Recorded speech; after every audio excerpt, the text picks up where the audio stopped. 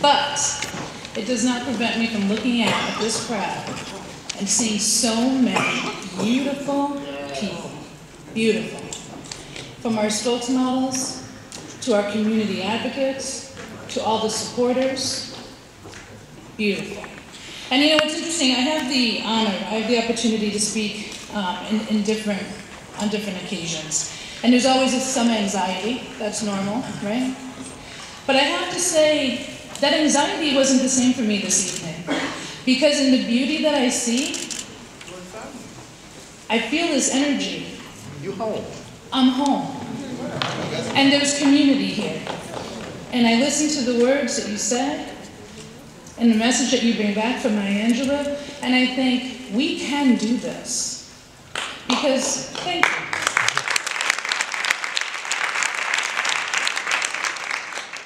So, I also know I can get carried away, and I do have some remarks. I want to make sure that first and foremost we honor and we reflect and we thank all those who made it possible for us to have this opportunity. And I'm honored to join all of you today to kick off the start of yet another amazing and successful HIV Stops With Me campaign. Yes, yes.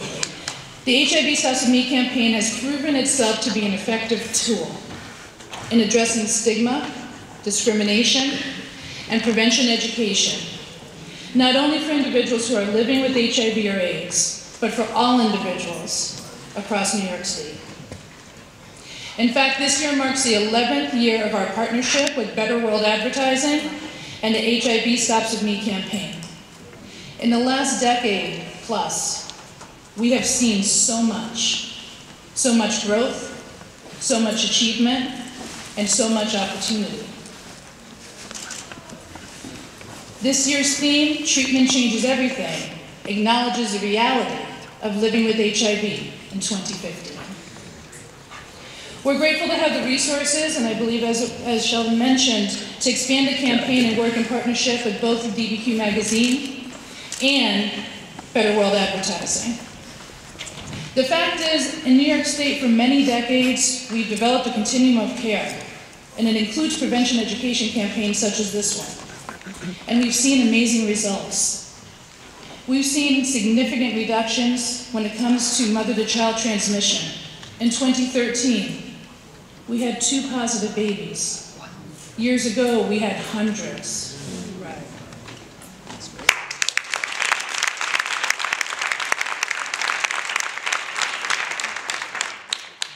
But those types of results, in order to be maintained, have to be sustained through continued resources, through community mobilization, through education intervention, and most importantly, and this has already been talked about tonight, we have to ensure that we address the disparities that are occurring within our communities.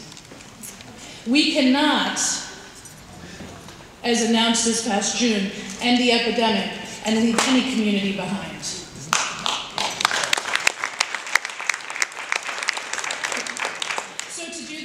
Continue to look at innovative interventions. We have to seek the new faces to join those who have always, and for so long, been the faces of our campaigns. And we have to carry the message and utilize all the tools that are available to us.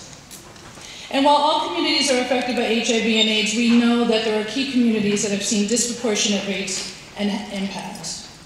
In spite of all the interventions that we've developed and we've instituted over the years. Again, I go back to the word opportunity. One such community is among men who have sex with men.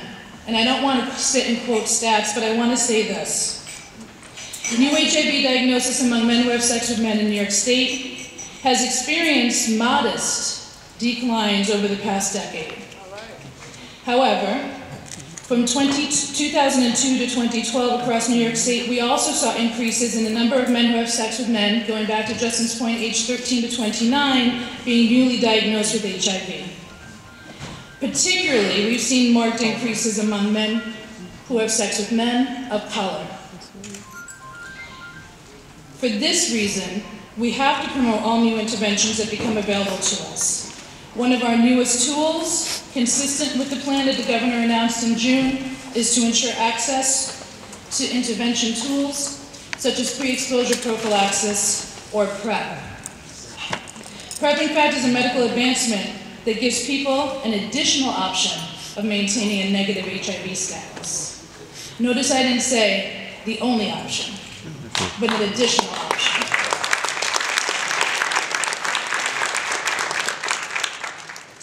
Because of the work, the community, the mobilization that has taken place in our state, in fact, we are still here.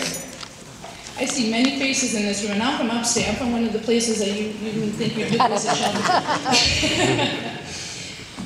And there's so many faces in this room that I've seen in so many different places over the years. We're still here. We're living, we're flourishing, we're advancing, and we have to continue the fight that we've carried so far. We have to continue to give voice and give face to HIV and AIDS.